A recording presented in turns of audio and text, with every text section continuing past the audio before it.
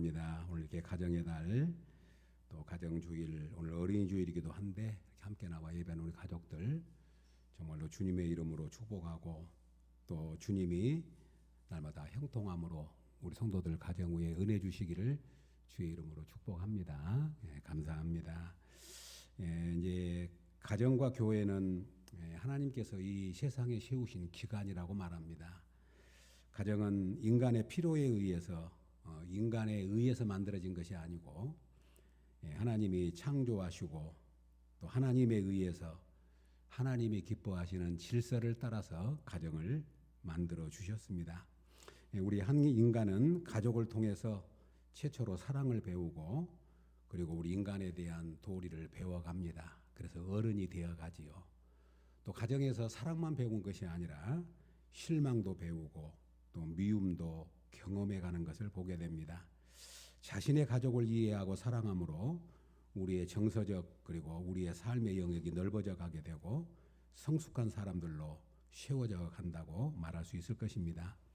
우리의 가족은 나에게 유익을 주기 때문에 소중한 분들이 아니라 그저 존재하는 것만으로도 우리에게 너무나 고마운 분들이고 소중한 분들인 것을 우리는 믿습니다. 그럼 우리 가족을 주신 하나님께 감사하고, 또 우리 가족을 정말로 소중하게 여기는 마음이 우리 가운데 늘 넘쳐야 될 줄로 믿습니다. 하나님은 첫사람 아담과 하와를 만드시고 가정을 구성하게 하셔서 그 가정을 통해서 하나님의 나라가 이루어지도록 그렇게 작정하셨습니다. 그리고 아담에게 주신 사명이 뭐냐면 경작하는 건데, 이 경작은 가정을 경작하는 의미가 담겨져 있습니다. 가정을 돌보는 일, 사실은 우리에게 가장 소중한 것이 뭐냐면 가정을 돌보는 일이 우리 먼저 해야 될, 가장 우리가 해야 할 사명이기도 합니다. 그런데 불행하게도 이 첫 가정이 잘 경작하지 못했습니다. 그만 첫 가정에 우리가 잘 아는 대로 가인이 아벨을 살인하는 무서운 살인극이 일어나게 됩니다. 그러니까 우리의 가정은 참으로 소중하고 좋은 곳이지만 우리의 가정은 하나님의 은혜가 절대적으로 필요하다고 하는 것을 다시 한번 우리로 하여금 생각하게 합니다. 사랑하는 여러분, 우리는 가정 앞에 설 때마다 겸손할 수밖에 없습니다.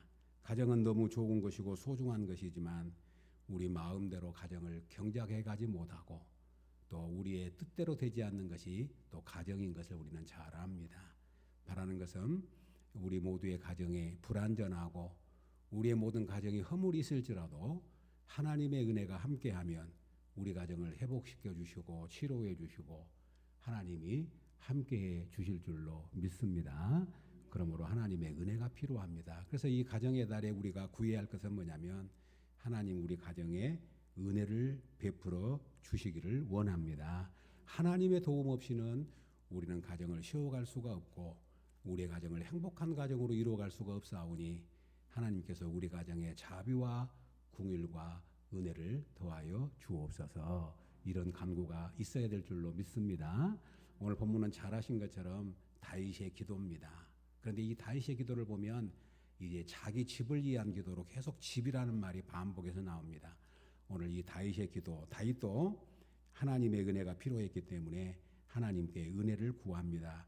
그래서 오늘 다윗이 종의 집이 영원히 복을 받게 하옵소서, 오늘 본문에 그렇게 하나님 앞에 기도합니다. 오늘 다윗의 기도를 통해서 오늘 우리가 가정의 주일 아침에 함께 나누려고 합니다.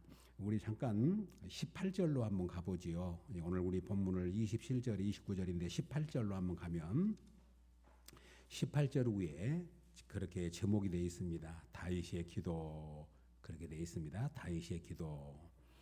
다윗이 하나님 앞에 구하는 기도를 소개해 주고 있는데 18절에서 오늘 본문 29절까지가 그 내용입니다.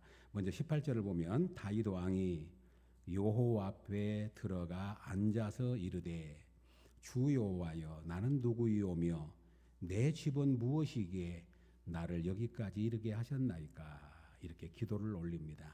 여기 다윗은 왕이라 왕으로 소개합니다. 다윗 왕이 누구 앞에 들어갔어요? 여호와 앞에 들어가 앉았다, 그렇게 말합니다. 여기서 다윗의 자세를 봅니다. 하나님 앞에 들어가 앉았다. 당시의 왕은 신적 존재입니다. 당시의 왕은 그 위에 아무도 없습니다. 자기가 신적인 권세를 가졌던 사람이에요. 그런데 다윗의 위대한 점이 어디 있냐면 자기가 왕이지만 나의 왕은 하나님이십니다. 그래서 오늘 다윗이 마치 신하 앞에 앉은 것처럼 하나님 앞에 들어가 앉았다 그렇게 말합니다. 그리고 기도합니다.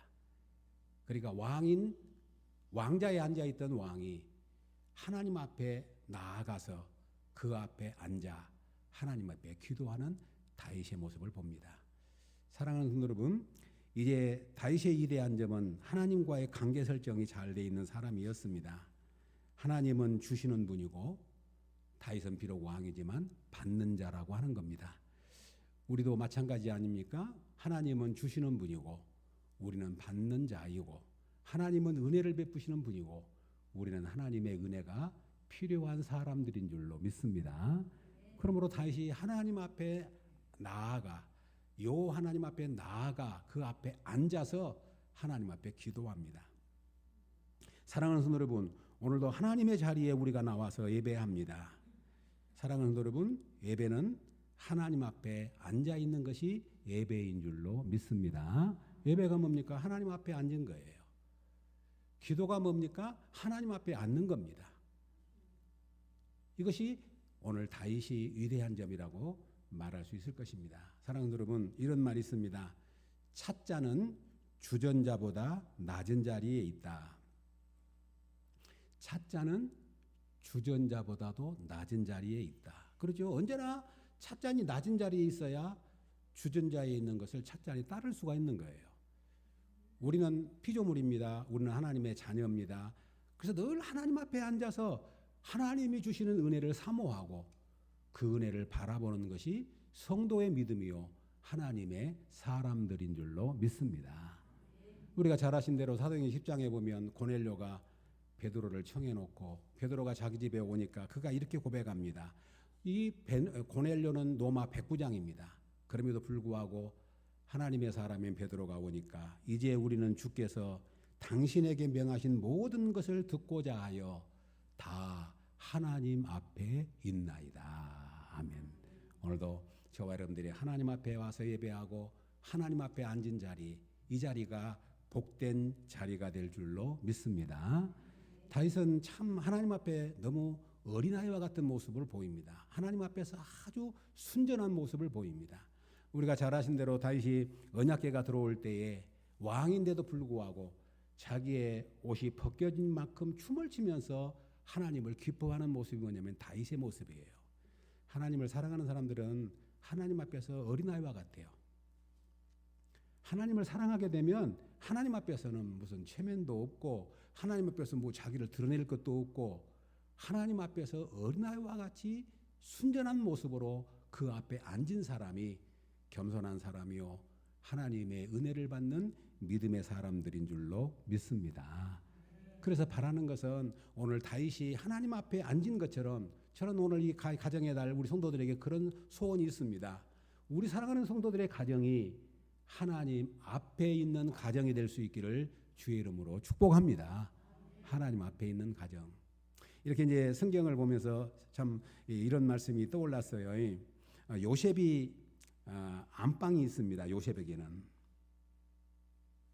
다니엘에게는 윗방이 있었습니다. 그리고 마가에게는 다락방이 있었습니다. 그 요셉의 안방은 어떤 방이냐면 이게 안방, 윗방, 다락방 그러지만 우리말로 말하면 집이지요. 그런데 요셉은 이 안방에서 자기가 이제 베냐민을 만났는데 형제들을 만났는데 마지막 자기 사랑하는 동생인 베냐민을 만나니까 이 감격을 억제할 수가 없는 거예요. 그러니까 요셉이 총리가 됐는데 사람들 앞에서 울 수가 없으니까 급히 안방으로 들어가. 창세기 43장에 보니까 요셉이 아우를 사랑하는 마음이 복받쳐 급히 울 곳을 찾아 안방으로 들어가서 울고 그리고는 울고 그가 다시 나와서 형제들에게 자기를 신분을 밝힙니다. 나는 요셉입니다. 무슨 말입니까?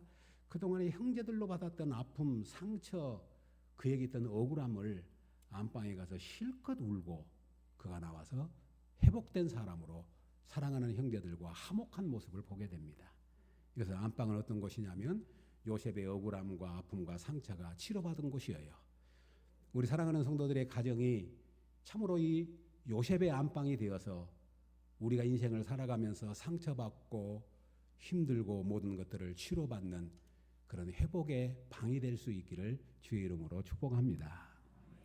또 다니엘에게는 윗방이 있었습니다. 잘 아신 대로 다니엘 6장 10절에 보면 다니엘이 이 조서에 왕의 도장이 찍힌 것을 알고도 자기 집에 들어가서는 윗방에 올라가 예루살렘으로 향한 창문을 열고 전에 하던 대로 하루 3번씩 무릎을 꿇고 기도하며 그의 하나님께 감사하였더라. 아멘. 생명의 위협을 느끼면서도 불구하고 다니엘은 윗방으로 올라갑니다.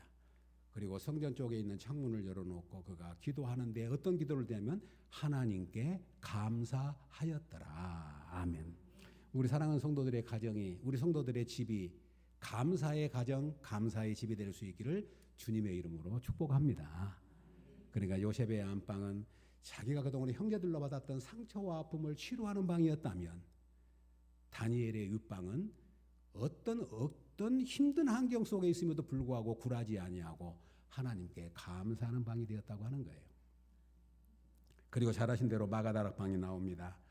이제 우리 예수님께서 예루살렘을 떠나지 말고 기다리라고 명령을 받던 120명의 문도가 그들이 집으로 돌아가지 않고 예루살렘으로 돌아와서 마가다락방으로 올라갑니다. 그리고 그곳에서 그들이 마음을 다하여 힘을 다하여 기도할 때에 오순절 성령 강림의 역사가 일어난 줄로 믿습니다. 그러면 마가다락방은 기도의 방입니다. 그리고 그 마가다락방은 바로 성령 충만함을 받는 방이에요. 사랑하는 우리 성도 여러분, 우리 성도님들의 가정에 이런 은혜가 있기를 주의 이름으로 축복합니다. 우리 성도님의 가정에 그런 가정이 됐으면 좋겠어요. 기도의 방, 상처를 치료받는 방, 감사의 방, 그래서 하나님의 은혜가 임하는 방. 그것이 어떤 방이 됐든 오늘날은 뭐 응접실이 됐든 안방이 됐든 뭐 어떤 방이 됐든 상관없습니다. 이 방이라고 하면 그들의 처소예요. 그 처소에 하나님의 은혜가 임했음을 우리에게 소개해 줍니다. 마태복음 6장 6절에 우리 예수님은 이렇게 말합니다. 너는 기도할 때에 내 골방에 들어가 문을 닫고 은밀한 중에 계신 내 아버지께 기도하라. 은밀한 중에 보시는 내 아버지께서 갚으시리라. 아멘. 우리 사랑하는 성도들에게 이 골방이 있기를 주의 이름으로 축복합니다. 이 골방, 기도의 골방, 묵상의 골방, 하나님을 만나는 골방, 그리고 하나님의 은혜를 사모하는 골방. 더구나 이 은밀한 중에 갚으신다. 기도의 골방은 영적 에너지를 생산하는 그런 방이었음을 봅니다. 사랑하는 여러분, 은밀한 중에 보신 하나님께서 우리 성도들의 모든 은밀한 섬김을, 은밀한 기도를 우리 하나님이 응답해 주시고 갚아 주시고 역사해 주시기를 주의 이름으로 축복합니다. 우리 성도님들이 교회를 섬길 때에 이렇게 공적으로 섬기는 일도 있지만 또 우리 성도님들이 알지 못하고 목사만 아는 은밀한 섬김들이 많아요. 그런데 목사도 모르는 은밀한 섬김, 하나님만 아시는 은밀한 섬김이 생각해 보면 엄청 많을 줄로 믿습니다. 그런데 우리 하나님은 은밀한 중에 보신 하나님께서 갚으시리라고 우리에 약속하고 있습니다. 이 축복이 꼭 우리 성도들에게 임할 수 있기를 주의 이름으로 축복합니다. 주님의 교회를 섬길 때 우리의 가정이 하나님 앞에 있는 가정. 그러면 오늘 이제 이 다윗이 하나님 앞에 기도할 때 하나님 앞에 나아가 앉아서 기도하는데 18절 다시 한번 보시면 이렇게 기도합니다. 18절입니다. 다윗 왕이 여호와 앞에 들어가 앉아 이르되 주 여호와여 나는 누구이오며 내 집은 무엇이기에 나를 여기까지 이르게 하셨나이까. 이렇게 기도합니다. 이 말은 무슨 말입니까? 하나님 도대체 내가 누구고 내 집은 무엇이기에 나에게 이렇게 은혜를 베푸셨습니까? 여기는 굉장한 감격과 감동의 고백입니다. 잘 아신 대로 다윗은 목동이었습니다. 그런데 목동이인 나를 내가 누구기에 나를 왕으로 불러 세우시고 내 집이 그 작은 보잘것없는 집인데 나의 집을 여기까지 이르게 하셨습니까? 하나님을 향한 감사 하나님을 향한 감동, 하나님을 향한 찬송의 내용입니다. 오늘 가정주일의 성도 여러분, 한번 생각해 보십시다. 여기까지 우리 가정을 이끌어 주시고 지켜 주시고 보호해 주시고 섭리해 주신 그 하나님의 은혜에 진심을 다하여 감사하는 이 아침이 될 수 있기를 주의 이름으로 축복합니다. 다윗의 기도가 그겁니다. 그러면 하나님께서 여기까지 다윗에게 은혜 베푸신 내용이 어떤 내용이냐면 잠깐 조금 더 이해를 돕기 위해서 8절로 한번 가보겠습니다. 오늘 7장 8절에 이렇게 말합니다. 8절입니다. 그러므로 이제 내 종 다윗에게 이같이 말하라. 만군의 여호와께서 이와 같이 말씀하시기를 내가 너를 목장 곧 양을 따르는 데서 데려다가 내 백성 이스라엘의 주권자로 삼고 내가 가는 모든 곳에서 내가 너와 함께 있어 내 모든 원수를 내 앞에서 멸하였은즉 땅에서 위대한 자들의 이름같이 내 이름을 위대하게 만들어 주리라. 아멘. 얼마나 큰 축복입니까? 목동이었던 다윗을 불러가지고 이스라엘 주권자란 말은 이스라엘의 왕으로 삼으시고 가는 곳마다 승리하게 하셔서 그 다윗의 이름을 존귀케 하셨다. 그러니까 다윗은 지금 자기를 뒤돌아보니까 하나님 앞에 나아가서 하나님, 내가 누군데, 내 집이 어떤 집인데 이렇게 은혜를 입히셔서 나를 여기까지 이끌어 주십니까? 그 감사와 감동으로 하나님을 찬송하고 있습니다. 오늘 이 가정주일에 우리 사랑하는 성도님들, 하나님께서 베푸신 은혜를 기억하고 진심으로 여기까지 이끌으신 하나님의 은혜에 감사하는 우리 성도들의 가정, 우리 성도들의 고백이 될 수 있기를 주의 이름으로 축복합니다. 기도는 뭐냐면 하나님께서 내게 하신 일을 믿음의 언어로 고백하는 거예요. 기도는 하나님께서 내게 베푸신 일들을 믿음의 언어로 고백하는 거예요. 오늘 바로 다윗이 그겁니다. 하나님, 나는 목동에 불과하고 나는 아무 보잘것없는 것 아닙니까? 우리 집은 그 베냐민 지파 중에서 작은 가정이 아니었습니까? 그런데 내가 무엇이기에 하나님이 나를 택해서 이스라엘의 왕으로 삼으시고 이렇게 은혜를 베푸십니까? 여러분, 하나님 앞에서 나를 뒤돌아보면 모든 것이 은혜임을 고백하게 될 줄로 믿습니다. 우리가 찬양을 드린 것처럼 우리에게 당연한 것 하나도 없습니다. 걸어왔던 모든 순간이, 걸어왔던 모든 시간들이, 우리가 걸어왔던 모든 발걸음들이 하나님의 은혜였음을 고백하게 됩니다. 그러므로 가정의 달, 하나님 우리 가정을 복 주십시오 하기 이전에 우리가 드려야 할 기도가 있어요. 하나님 감사합니다. 내가 무엇인데 이렇게 나를 구원의 은혜를 입혀주시고 하나님의 은혜 안에 살게 하시고 하나님의 백성으로 살게 해주시고 이렇게 가정의 소중함을 알게 해주시고 오늘 가정의 주일날 하나님을 찬양하게 하시니 감사하고 감사합니다. 고백하는 이 우리의 예배가 될 수 있기를 주의 이름으로 축복합니다. 그리고 다윗은 더 나아가서 여기까지 은혜 베푸신 것으로 끝나지 않고 9절에 가보십시다. 19절입니다. 19절에 이렇게 고백합니다. 이어서 19절 한번 같이 읽어볼까요? 시작.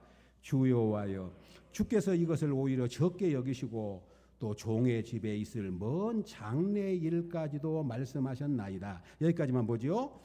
주님 하나님, 이렇게 종에게 은혜를 베푸신 것도 너무 크고 감사한데 그것을 작게 여기실 뿐만 아니라 종의 집에 있을 먼 장래 일까지도 말씀하셨나이다. 여기까지 은혜 베푸신 것도 감사한데 다윗에게 먼 장래에 있을 너를 통해서, 너희 집을 통해서 하나님이 어떤 일을 이루실 것이라고 하는 약속을 주셔요. 그럼 그 약속이 뭡니까? 또 조금 이해를 돕기 위해서 잠깐 보십시다. 어디로 가냐면 11절로 갑니다. 그 위에 11절에서 13절까지만 읽죠. 11절에서 13절까지 시작. 전에 내가 사사에게 명령하여 내 백성 이스라엘을 다스린 때와 같지 아니하게 하고 너를 모든 원수에게서 벗어나 편히 쉬게 하리라. 여호와가 또 내게 이르노니 여호와가 너를 위하여 집을 짓고 내 수완이 차서 내 조상들과 함께 누울 때에 내가 내 몸에서 날 내 씨를 내 뒤에 세워 그의 나라를 견고하게 하리라.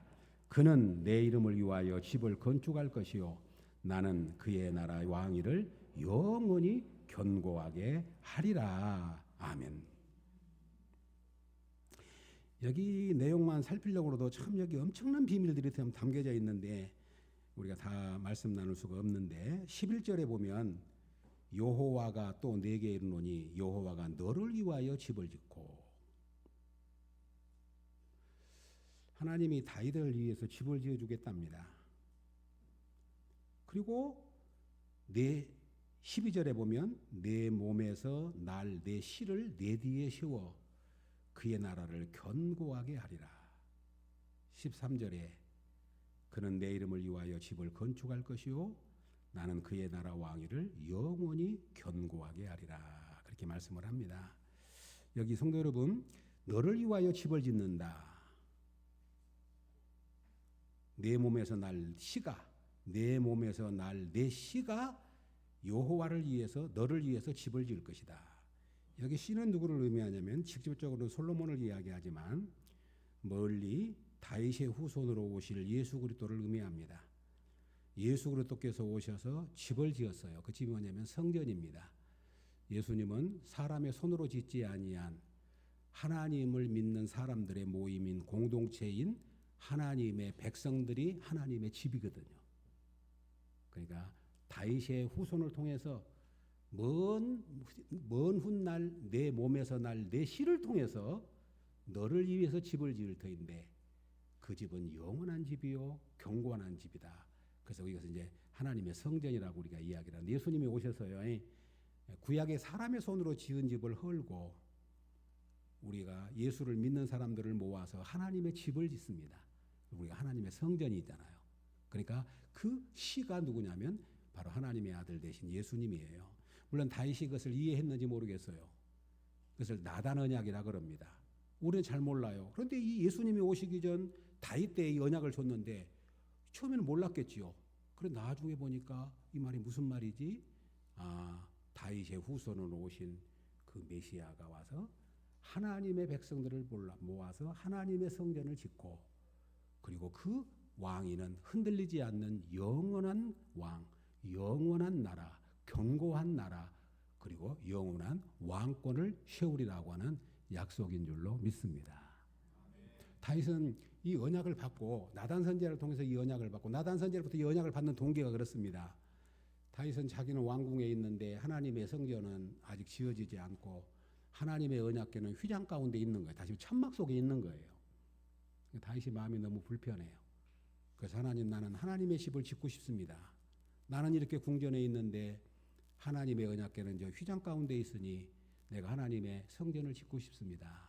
나단 선지자가 그 얘기를 듣고 너무 좋은 이야기다. 그런데 하나님이 그래요. 너는 지을 수가 없고 내 아들을 통해서 지을 것이다.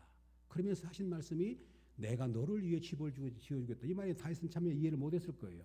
아무튼 그런데 내 씨로 말미암아 견고하게 만들고 내 왕위가 영원히 이어지겠다는 약속을 주니까 이 다윗은 희미하게나마 그 언약을 이해했겠지요. 그러니까 다윗이 뭐라고 기도합니까? 하나님, 지금 내가 왕이 된 것만도, 내가 이스라엘의 주권자가 된 것만도, 여기까지 은혜를 베푸신 것만도 나는 감당할 수가 없는데, 몸둘 바를 모르겠는데 먼 장래일까지 하나님이 이렇게 약속해 주시니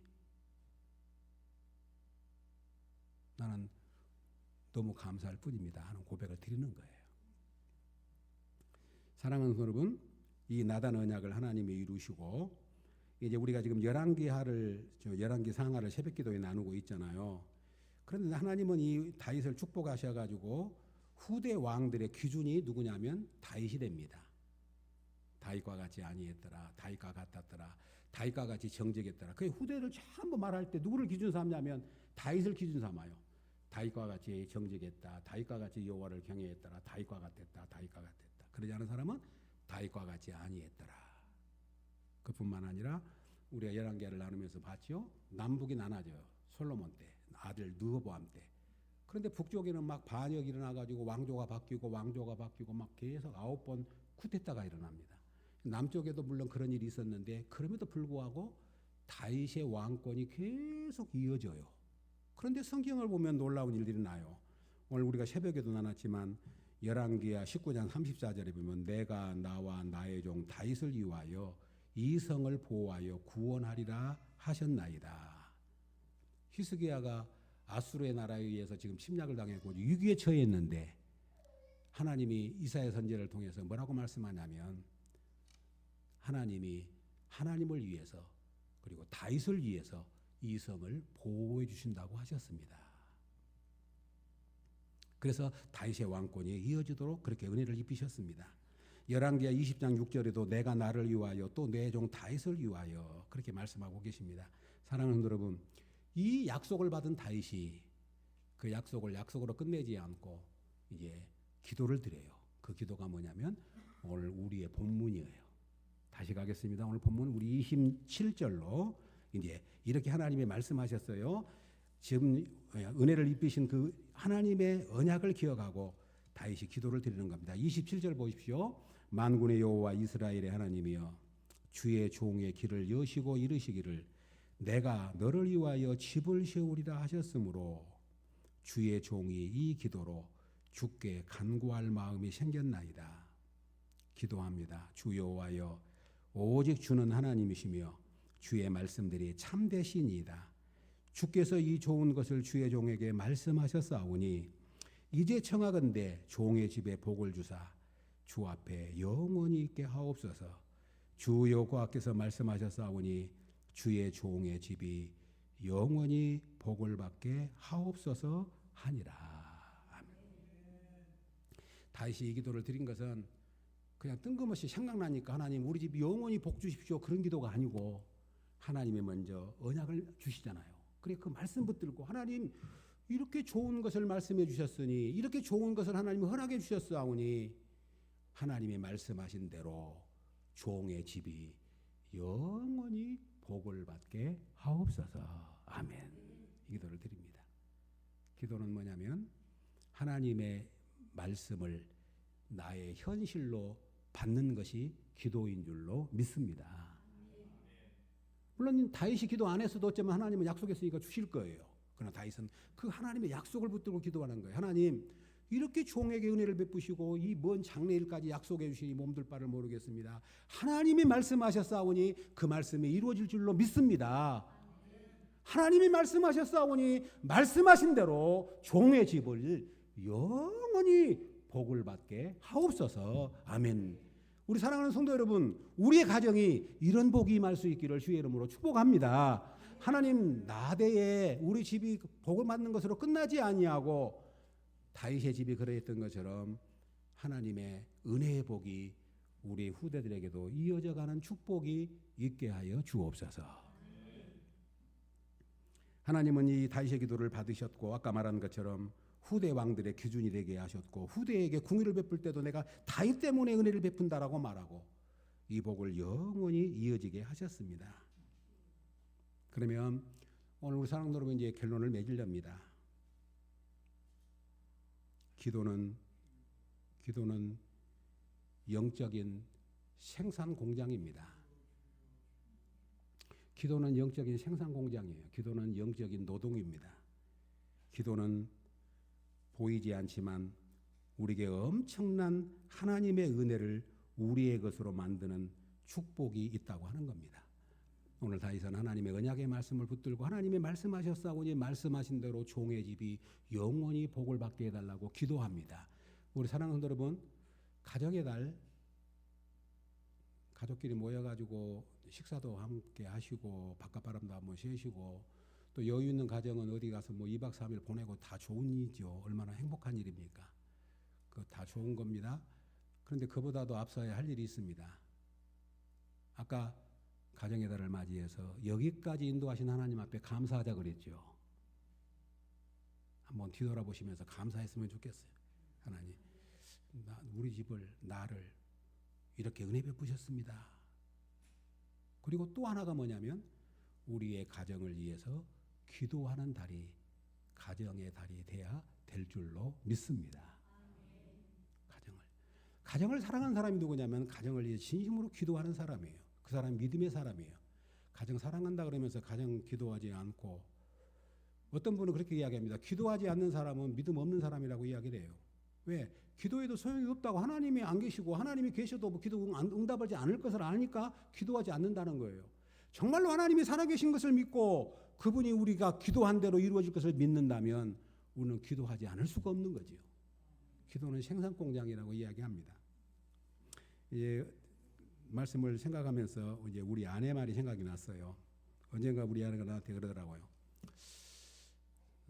내가 받은 은사가 많지 않아 가지고 당신한테 별로 도와줄 것이 없는 것 같다고. 그러면서 하는 말이, 그 대신 나는 기도만 할게요 그러더라고. 그런데 가만히 생각해 보니까 우리 아내가 기도하는 것이 엄청난 힘이 돼요. 기도가 뭐냐면 우리를 생산하는 에너지를, 하나님의 은혜를 공급하는 공장과 같아요.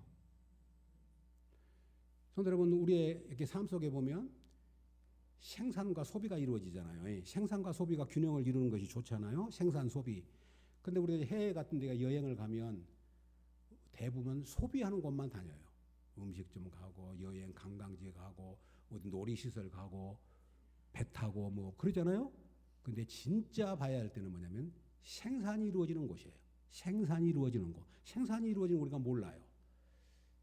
제가 말씀드린 의미를 알겠지요. 교회도 소비적인 입장에서만 보면, 그 교회 갔더니 말씀 잘 전하더라. 그 교회 갔더니 찬양이 좋더라. 그 교회 갔더니 참 분위기 좋더라. 그 교회 갔더니 그 교회는 막 우리 놀러도 다니고, 그 교회는 막 그냥 막 그렇게 많이 하대. 그럼 막 구제도 하고, 이게 드러나는 거. 이거 소비적인 성향이 많아요. 이것도 중요합니다. 이것도 무시 못하는 일입니다. 그러나 교회는 반드시 하나님 앞에 말씀과 기도하는 교회가 되어야 될 줄로 믿습니다. 그것이 우리를 생산하는 능력이 생기는 거예요. 교회가 기도하신 분들이 계셔야 생산 공장이 돌아간다고요. 생산 공장이. 가정을 위해서 기도하는 분이 계셔야 우리 가정이 생산의 능력으로 돌아가게 되는 거예요. 오늘 다윗은 하나님 앞에 언약의 말씀을 받고, 하나님 말씀하신 대로 종의 집에 복을 주옵소서, 그 집 복을 영원히 주옵소서, 하나님이 말씀하셨사오니, 하나님이 말씀하셨사오니 그렇게 기도합니다. 사랑하는 여러분, 하나님의 언약의 말씀을 붙들고 가정을 위해서 기도하는 우리 사랑하는 성도들 될 수 있기를 주의 이름으로 축복합니다. 학생도 마찬가지 아닙니까? 학생들이 공부를 할 때 진짜 공부하는 학생은 밤에 아무도 모르게 공부하잖아요. 운동선수도 다른 사람 못 볼 때 열심히 노력해서 그가 다른 사람보다 뛰어난 운동선수가 되는 것처럼 우리의 믿음의 삶도 마찬가지입니다. 집에서 성경 보고 말씀 묵상하고, 다른 사람이 안 볼 때 엎드려 기도하고, 다른 사람 볼 때는 그것이 그냥 헛된 것 같지만 결코 헛되지 않습니다. 그것이 바로 우리를 세상을 이기는 능력이 있게 만들고 믿음의 사람으로 살아가는 능력을 주시고, 그것이 하나님의 사람으로 살아가는 축복의 통로인 것을 잊지 마시기를 주의 이름으로 축복합니다. 그러므로 신앙생활 할 때 항상 소비적인 것만 보면 안 됩니다. 나는 예찬교회에 들어와서 예찬교회 소속으로서 내가 뭘 생산하고 있는가? 나는 예찬교회를 위해서 생산 능력에 내가 어떤 도움이 되고 있는가? 사랑하는 여러분, 우리는 신앙생활을 소비생활로 여기지 않고 하나님 앞에서 우리가 영적 에너지를 공급받는 생산의 능력으로 우리의 삶을 드릴 수 있기를 주의 이름으로 축복합니다. 그래야 우리가 세상을 이깁니다. 물론 우리가 받은 은사와 직분을 따라 주님을 섬기지만 아무것도 우리에게 능력이 없다 해도 할 거 있습니다. 그것이 뭐냐면 우리가 예배의 자리를 지키고 하나님 앞에 기도하는 일이에요. 그리고 교회 나오지 못할지라도 방에서 안방이 됐든 거실이 됐든 골방이 됐든 윗방이 됐든 다락방이 됐든 그 자리가 하나님 앞에 앉는 자리로 여러분의 삶을 드릴 수 있기를 주의 이름으로 축복합니다. 그러면 우리가 알지 못하는 정말로 놀라운 하나님의 은혜가 우리 가운데 임하게 됩니다. 엘리야는 기도를 통해서 3년 동안 내리지 않던 비를 내리게 했고, 한나는 기도를 통해서 사무엘이 민족을 구원하는 아들을 하나님 앞에 허락받았고, 아브라함은 기도를 통해서 멸망당한 소돔고모라의 놋을 건져냈고, 그리고 모세는 기도를 통해서 이스라엘 백성들을 멸망하게 하겠다고 하는 하나님의 뜻을 돌이켰던 것을 우리는 잘 압니다. 예수님의 기도가 베드로를 살렸습니다. 시몬아 시몬아 보라, 사탄이 너희를 밀가부르듯 하고 요구하였으나 그러나 내가 너를 위해서 내 믿음이 떨어지지 않기를 기도하였노니 너는 돌이킨 후에 네 형제를 굳게 하라. 그래서 결국 베드로가 예수님을 3번이나 부인했지만 예수님의 이 말씀이 생각나서 그가 통곡하고 다시 돌아오게 된 줄로 믿습니다. 그러면 우리 자녀들을 위해서 우리 부모님들이 기도하셔야 됩니다. 왜냐하면 부모는 자녀의 후원자지 않습니까? 후원자, 자녀의 지지자, 자녀를 보호하는 자, 자녀에게 격려자입니다. 그런데 우리 부모가 해야 할 가장 좋은 건 뭐냐면 어린아이니까 무슨 뭐 사주고 선물 주는 거 그것도 복된 일이지만 그것보다 진짜 소중한 것은 우리 자녀들을 위해서 기도하는 거예요. 성도님들 좀 묻고 싶습니다. 정말 자녀들을 위해서 간절히 기도하신가요? 사랑하는 여러분, 진짜 가정을 사랑하는 사람은 부모가 하나님 말씀을 따라 사는 일이고 자녀를 위해서 기도하는 일인 줄로 믿습니다. 내가 누군가의 기도를 통해서 우리가 살아왔고 또 우리 사랑하는 성도님들이 기도할 때 그것이 생명력이 되어서 우리의 자녀들이 세상에 유혹당하지 않고 혹은 넘어진다 할지라도 다시 일어나서 주께로 돌아오게 될 줄로 믿습니다.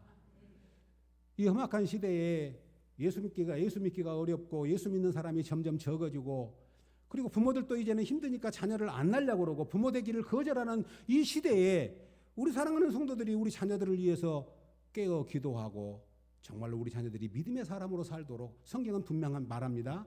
아무리 그가 잘되고 훌륭해도 하나님을 모르면 불량자라고 선언해요. 아무리 화려하고 좋은 제품인 것 같아도 하나님을 모르는 인생은 불량품이라는 말입니다.